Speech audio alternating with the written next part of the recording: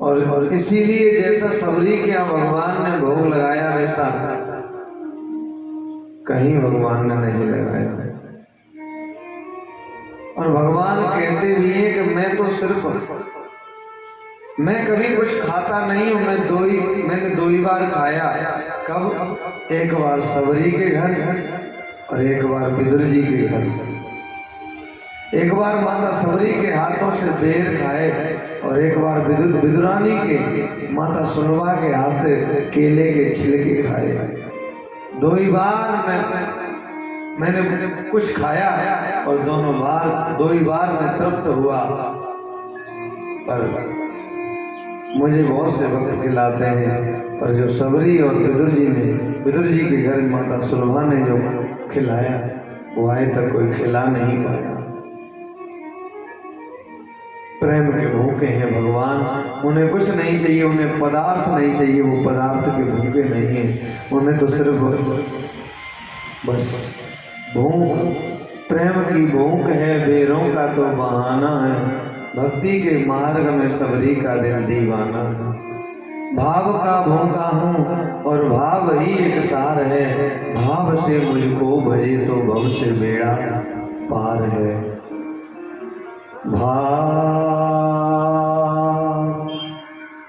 भाव का भूखा हूँ मैं और भाव ही एक सार है। भाव से मुझको भजे तो भव से बेड़ा पार है।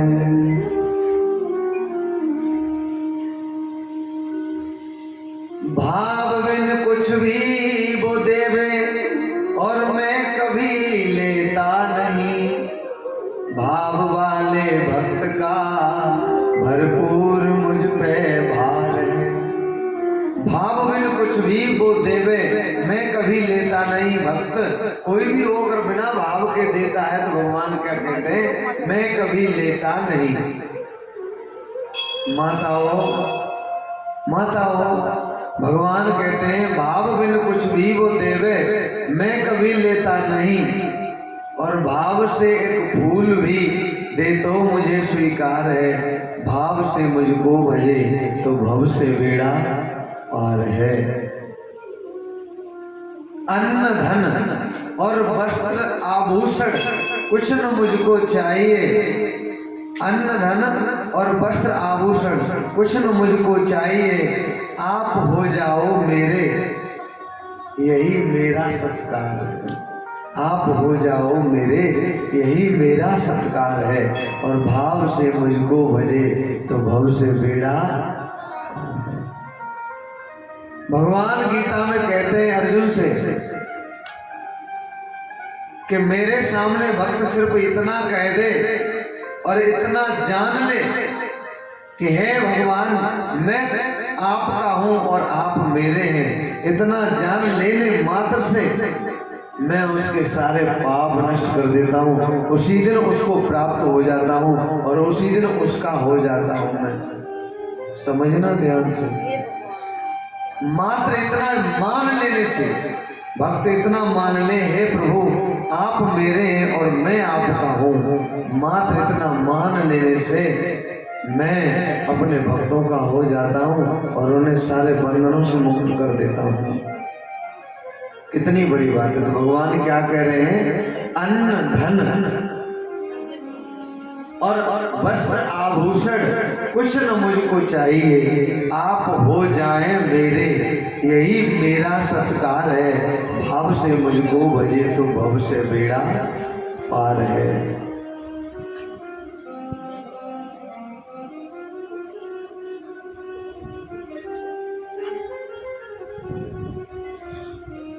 और कहा है भाव जिस जन के नहीं। माताओं क्या बात है। एक बार ध्यान थोड़ा एक जगह कर लो, नहीं फिर पूरे दिन भटक जाएगा। मैं भी अपना ध्यान करता हूँ बड़ी देर में, जोड़ जोड़ के तब बड़ी जब आ जाता है फिर कितना अच्छा चलता है। इसलिए आप लोग भी अपने ध्यान को एक जगह करो। बिल्कुल शुरुआत में ही कथा को पकड़ लो, एक एक शब्द को पकड़ो। भाव जिस जन के नहीं उसकी मुझे चिंता नहीं। भाव जिस जन के नहीं उसकी मुझे चिंता नहीं। जिसके अंदर भाव नहीं उसकी मुझे कोई चिंता नहीं। वो लाख करोड़ों चढ़ा दे लाकर कोई चिंता नहीं। लेकिन भाव वाले भक्त का भरपूर मुझ पे भार है कर जाए। भगवान कहते हैं भाव वाले भक्त का भरपूर मुझ पर भार है। भाव से मुझको भजे तो भव से बीड़ा पार है। भार है कर्जा है ऐसे भक्त का।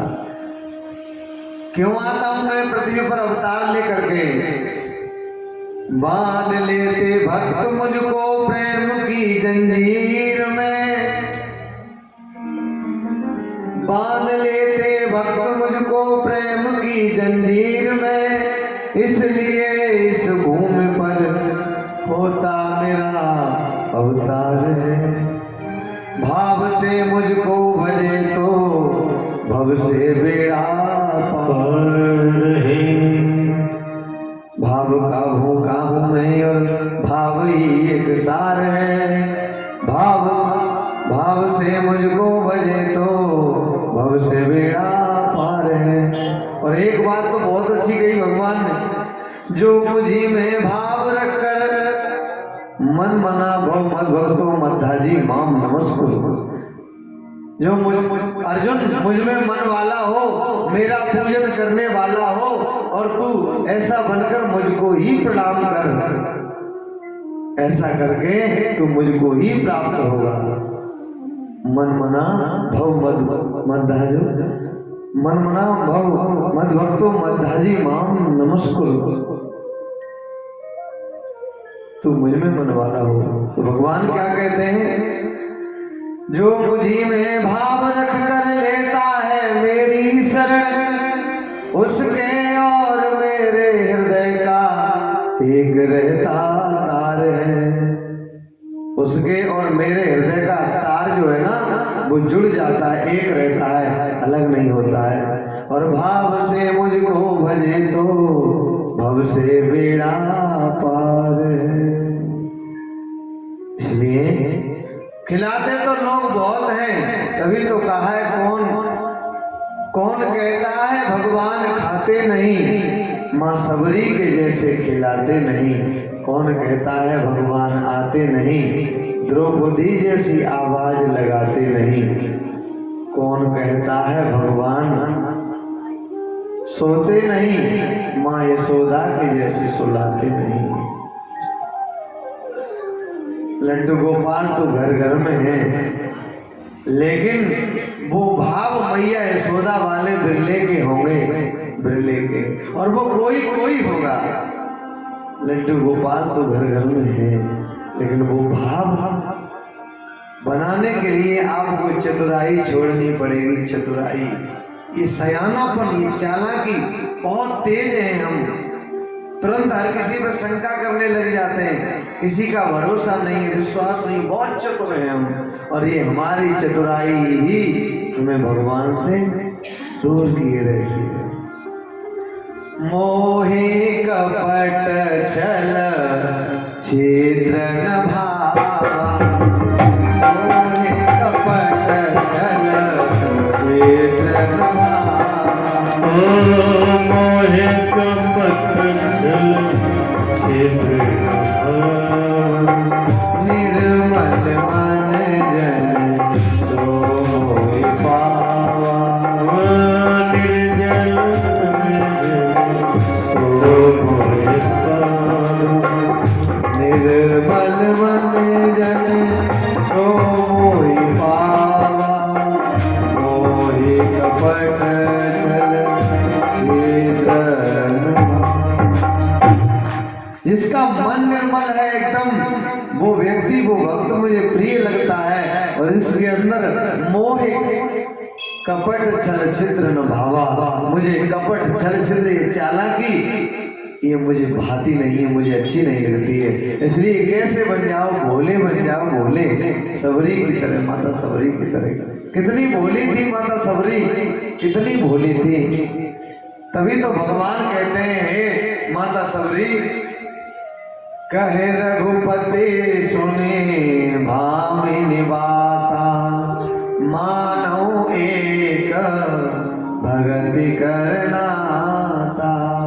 मैं केवल एक भक्ति के नाते को मानता हूं, बस मैं केवल एक भक्ति के नाते को मानता हूं। ये सबसे बड़ा रिश्ता है, सबसे बड़ा नाता है। मुझे भक्त प्रिय है, भक्त जिसके अंदर भक्ति है। और जाति पाति कुल धर्म बढ़ाई, धन बल परिजन गुण चतुराई। गुण जिसके अंदर ज्यादा हो वो भी प्रिय नहीं है। बहुत बड़ी बात है, कहती माता हो। भगवान क्या कह रहे हैं, गुण भी मुझे प्रिय नहीं है। इसका मतलब अच्छी आदतें भगवान को प्रिय नहीं, प्रिय है अच्छी आदत है, लेकिन अच्छी आदतों का भी अभिमान न हो। अच्छी आदतें हो तो हमें ही ज्ञात न हो, उसका अभिमान हो, अभिमान न हो, वो न हो कि हाँ मेरे अंदर अच्छाइयां हैं, ये भान न हो। ये चीज तो गुण अच्छे लगते हैं। नहीं तो वो अगर अच्छाइयां हैं, अच्छाइयों का अभिमान है, तो वो गुण भी अवगुण कहे जाते हैं, गुण भी अवगुण कहे जाते हैं। माताओं ध्यान देना है। एक मंदिर था, एक मंदिर एक जगह पर शहर में, और उस मंदिर पर साधु रहते थे, एक महात्मा जी रहते थे। तो उसी मंदिर के सामने एक मकान था जो किराए पर उठता था, किराए पर। तो एक वेश्या ने आकर के उसी मकान में कमरा ले लिया।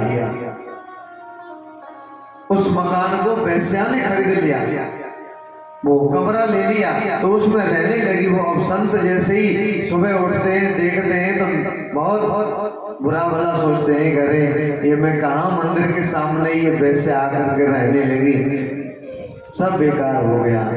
रोज उस पर क्रोध करते, बार बार उसका चिंतन करते, उस पर ही जलते कुड़ते रहते थे, उसी से द्वेष करते रहते थे। और वैश्या क्या सोचती थी, हे प्रभु कौन से जन्म में पुण्य किया था, उसका फल मिला है, जो मंदिर के सामने कमरा मिला है मुझे रहने के लिए।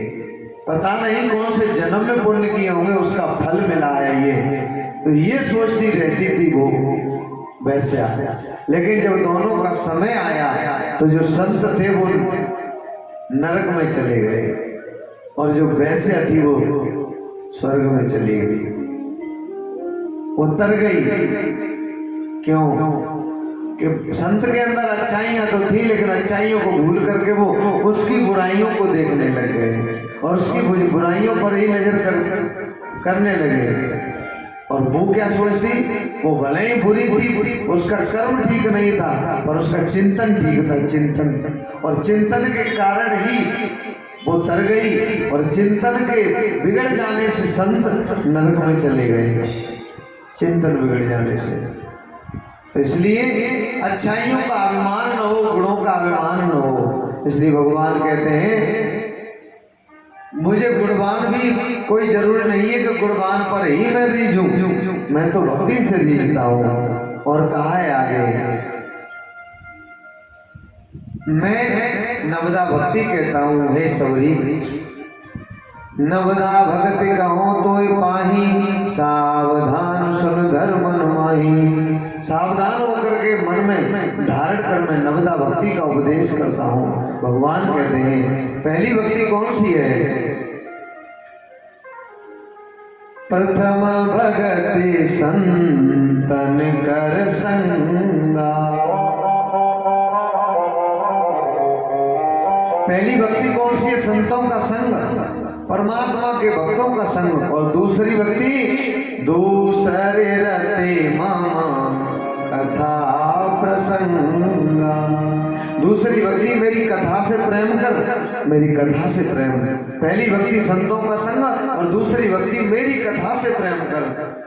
और तीसरी भक्ति गुरुपद पंकज सेवा।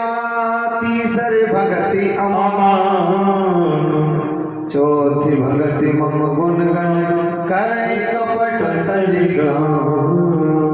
तीसरी भक्ति क्या है? अमान, यानी मान न हो। गुरुपद पंकज सेवा, गुरु के चरणों की सेवा, तीसरी भक्ति। और वो भी कैसे? अमान, यानी अभिमान छोड़ करके। देखो, गुरु के दरबार में सम्मान नहीं मिलता माताओं। गुरु के दरबार में जो लोग सम्मान चाहते हैं, जो अपने को दिखाना चाहते हैं, तो वो इस भक्ति के मार्ग पर नहीं चल पाएंगे। क्योंकि गुरु के दरबार में तो बेइज्जती भी हो सकती है किसी बात को लेकर के। बुल्ले साहब की छोटी सी गलती के कारण, और उसके गुरु ने उसको कितना शिष्यों से कहा, इसको धक्के मार के आश्रम से बाहर कर दो। बुल्ले शाह कहता है, साईं कौन सी गलती हो गई, उसके लिए मुझे क्षमा कर दो। और लेकिन हजरत इनायत शाह ने एक न सुनी और कह दिया, नहीं, अब तेरे लिए इस आश्रम में जगह नहीं है। बड़े घर का बेटा था, सब कुछ छोड़ दिया था, रिश्तेदारों के ताने सुने थे। और लेकिन जब गुरु नाराज हो गए तो कहता है कि मैं लौट करके नहीं जाऊंगा, कि मेरा कोई है नहीं। और जो जहां आश्रम से जो गंदा पानी निकलता था, वो नाली थी, उस नाली में अपना सिर लगा दिया, सिर अंदर फंसा दिया कि नाली का जब पानी रुकेगा, आश्रम में भरेगा, तब तो गुरु को खबर होगी। लेकिन गुरु अंतर्यामी थे, वो सब जानते थे। जैसे ही आंगन में पानी भरा, आश्रम के आंगन में, शिष्यों से कहा, लाओ कोई बांस, कोई डंडा लेकर के आओ, इसमें डालो। क्या है? वो सब जानते थे, लेकिन फिर भी शिष्य की परीक्षा, और इतनी जोर से बांस मारा कि सिर फूट गया, रक्त बहने लगा। फिर भी गुरु प्रसन्न नहीं हुए। गुरु को मनाने के लिए वैश्या के पास गया, कहा, भगिनी, हे बहन, नई उम्र थी, जवान था। उसने सोचा कि कौन है ये आया है यहाँ, इतनी नई उम्र है, लेकिन इसकी नजरों में वो वाली बात नहीं लगती जो दुनिया के लोग यहाँ सोच करके आते हैं। इसकी नजरों में तो कुछ और ही है, भोलापन है। और कहता है, बहन, मैं नाच गाना सीखना चाहता हूँ, क्योंकि मेरे गुरु को नाच गाना बहुत पसंद है, और मैं अपने गुरु को, पीर को मनाऊंगा। वो किसी से रिश्ता न मानने वाली, और उसके गुरु भक्ति देकर के, बुल्ले शाह की गुरु भक्ति देकर के प्रसन्न हो गई। यार, कोई ऐसा मुरीद आज तक नहीं देखा मैंने। उसको तरस आ गया और उसने नाचना सिखाया बुल्ले शाह को। वो सिखाते सिखाते थक गई, लेकिन बुल्ले शाह नहीं थके। कहा, मैं अभी नहीं, मुझे और ट्रेनिंग दो, मुझे और सिखाओ, मुझे अभी और कुछ सीखना है। मैं चाहता हूँ कि दिन रात एक करके जो काम महीनों में सीखना है, मैं घंटों में सीख लूँ। इसलिए वो बोली, नहीं नहीं, बस मैं तो हार गई। कहा, नहीं, आप मुझे और सिखाओ। कहा, नहीं। तो वो और कोशिश करती है, वो फिर थक करके गिर पड़ती है, लेकिन बुल्ले साहब फिर भी थकते नहीं और नाच गाना सीखा उस वैश्या से उन्होंने। और अंत में एक मेला लगा था, पता चला कि गुरु वहां आएंगे, मेरे पीर वहां आएंगे, और पहुंच गए। अनेकों नाचने वाली आई और नाचते सारी रात नाचती रही। और हजरत इनायत शाह, उस बुल्ले शाह को पता था मेरे जो पीर हैं वो संगीत के रसिया है, रसिया प्रसन्न हो जाएंगे। बैठे हैं वो बुल्ले शाह नाच रहे हैं, और भी नाचने वाली नाच रही है। नाचते नाचते थक गई। बुल्ले शाह साड़ी पहन करके नाच रहे हैं, बुरके में नाच रहे हैं, कोई जान ना पाए कौन है ये। और नाचते नाचते बुल्ले शाह सुबह हो गया, लेकिन हारे नहीं, थके नहीं, क्योंकि आज की रात है। अगर आज नहीं मना पाया गुरु को, अपने पीर को, तो फिर मौका नहीं मिलेगा। और नाचते नाचते जब सुबह हुई तो हजरत इनायत शाह की दृष्टि पड़ी। उन्होंने देखा, वाह, ये नाचने वाली कौन है जो अब तक थक नहीं रही है। पहुंच गए पास में, और जैसे ही नाचते नाचते बुल्ले शाह गिर जाते हैं तो वो जो बुरका है वो हट जाता है। अरे बुलिया तू, अरे ये तो मेरा बुलिया है, मेरा बुलिया। गले से लगा लिया, मांग ले क्या मांगता है। मांग ले, क्या मांगेगा? मैं तेरी भक्ति से प्रसन्न हूं। तो देखिए बड़े खानदान का होकर के भी और उसने अपने पीर को, अपने गुरु को मनाने के लिए और क्या क्या नहीं किया, बड़े खानदान का था। भौजाइयां बहनें ताने देती थी, अरे क्या रखा उस फकीर के पास, लेकिन फिर भी कैसा जुनून था, क्या रंग लगा था गुरु भक्ति का ऐसा। तो ऐसी भक्ति होनी चाहिए गुरु के प्रति। तो तीसरी भक्ति क्या भगवान कह रहे हैं? गुरु पद पंकज सेवा, गुरु के चरणों की सेवा। तीसर भगत अमान, अमान होकर के, मान छोड़कर, अभिमान छोड़कर के गुरु के चरणों की सेवा करना, ये तीसरी भक्ति है। और चौथी भक्ति कौन सी है? चौथ भगत मम गुण गण करे कपट तज ज्ञान। और चौथी भक्ति मेरे गुणों का जो कथा सुन ली, वो काम करते समय भैंस को चारा डालते समय, गाय को चारा डालते समय, रोटी बनाते समय, जब भी बात मत करो, और जो बात करने की आदत है उसे बुला करके मेरे गुणगान करे, मेरा नाम ले, मेरी कथा का चिंतन करे, जो सुना है उसको आनंद, हर समय उसे आनंद रहेगा, वो हर समय सुखी हो जाएगा सदा के लिए, कोई दुख उसे छुएगा नहीं। और पांचवी भक्ति कौन सी है?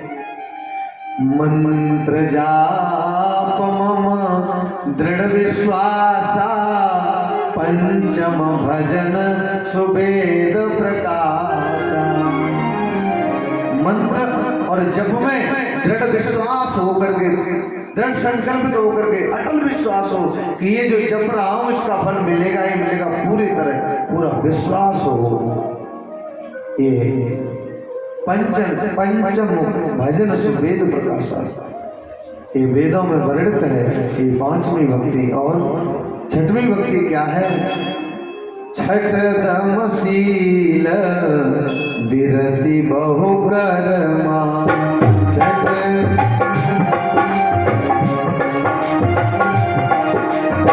निरत निरंतर सज्जन धर्मा।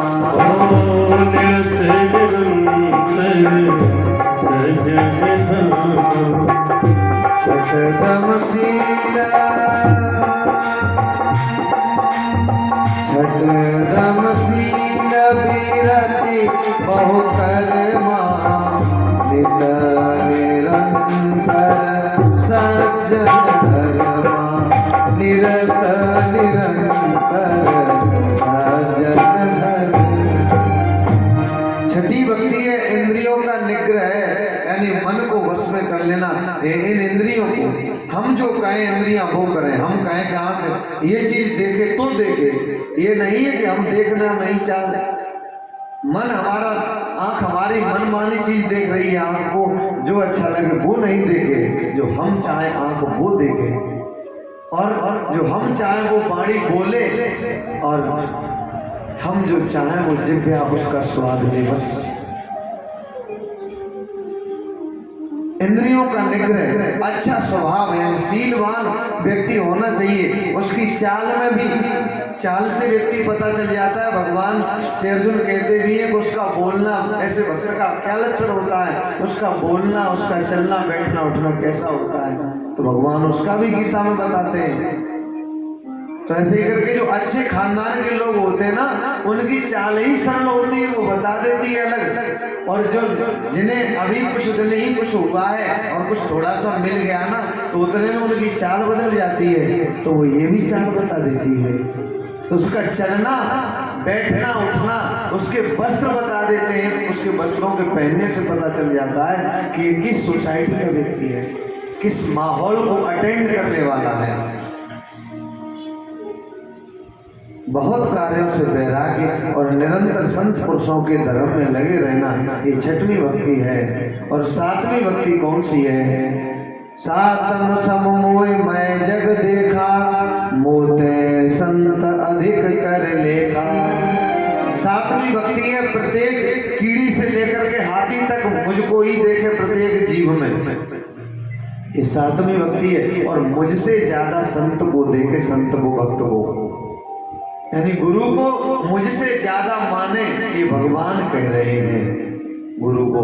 और लेकिन वो लेकिन वो बात रोज नहीं बतानी है। देखो ध्यान रखना, गुरु कौन सा हो? जो परम गुरु हो, परम गुरु जो तत्ववेत्ता गुरु है, उसको भगवान से ऊपर मानना। ऐसे वैसे गुरु के लिए नहीं कहा है। जो तत्ववेत्ता पूर्ण सदगुरु हो, जिसमें भगवान और कोई इसमें अंतर नहीं है, उस सदगुरु के लिए कहा गया है कि मोते अधिक संत करने का। उस संत को, उस गुरु को मुझसे अधिक मानना, मुझसे अधिक मान देना। आठम जथा लाभ संतोषा, सपने उन्हें देखे पर दोषा। आठवीं भक्ति कौन सी है? जो मिल जाए उसमें संतोष कर ले, संतोष। और सपने उन्हें देखे पर दोषा, पराई बुराई, दूसरे की बुराई स्वप्न में भी न देखे। ये आठवीं भक्ति है, आठवीं भक्ति है। और नौवीं भक्ति कौन सी है? नवम सरल सब सन चलहीना, मम भरोसहिया हर सन दीना। नौवीं भक्ति कौन सी है? सरल स्वभाव और छल से रहित, कपट से रहित, और मम भरोस और मेरा भरोसा। समझ में आ रही है? ऊपर से जा रही है, समझ में नहीं आ रही। यहाँ उड़ रही है लगता है। जरा से में गड़बड़ हो जाती है। जैसे आप लोगों का ध्यान रखता है, वैसे मेरी बिजली चली जाती है। और मुझे अपने आप कितनी बड़ी विचित्र बात है। क्या क्या नाता है श्रोता और वक्ता का। मेरी जीभ लड़खड़ाने लगती है फिर बोलने में, और मुझे इसलिए पता चल जाता है। तो देखिए, ध्यान देना माताओं, क्या कहा मैंने? भगवान क्या कह रहे हैं? नवम सरल सब मन छलहीना, सब सन छलहीना, यानी सबके साथ छल से रहित होकर के बर्ताव करें। किसी से छल के साथ बर्ताव न करें। ये नहीं पीछे कुछ आगे कुछ। और मम भरोसा ही हर्ष न दीना, सिर्फ मेरा भरोसा हो, न हृदय में ज्यादा खुशी हो। कोई चीज मिल जाए तो ये नहीं है कि खूब खुश हो रहे हैं और दूसरे दुखी बेचारा कोई गरीब है उसके आगे भी ठहाका मार के हंस रहे हैं। ऐसा नहीं होना चाहिए। यानी ज्यादा प्रफुल्लित न हो, उछले नहीं, और ज्यादा दुखी भी न रहे कि मुझे तो भगवान ने कुछ नहीं दिया, ऐसा भी न सोचे। और दिया है तो फूला न समाए, ऐसा भी नहीं होना चाहिए। तो मम भरोसे हर्ष न दीना, न दीन भाव हो, न ज्यादा हर्ष होना चाहिए। ये 9 भक्ति भगवान ने मैया सबरी को बताई है। और भगवान कहते हैं इन 9 भक्तियों में एक भी भक्ति जिसके अंदर होगी, नार पुरुष सचराचर कोई, नव मोह एक जिनके होई। 9 भक्तियों में एक भी भक्ति जिसके अंदर हो, चाहे वो नारी हो, चाहे पुरुष हो, और चाहे किन्नर, जिन्हें आप इधर महंत बोलते हैं ना, महंत, वो किन्नर ही क्यों न हो, चाहे कोई क्यों न हो, लेकिन जो भी मेरी भक्ति करेगा वो मुझे अत्यंत प्रिय होगा, मुझे बहुत प्यारा लगेगा। और भक्ति का ज्यादा वर्णन तो काकभूषण जी और गरुड़ जी उत्तरकांड में ये आएगा, बहुत अच्छा वर्णन। तो ये वहां बहुत विस्तार से फिर वर्णन करेंगे उत्तरकांड जब आएगा तब।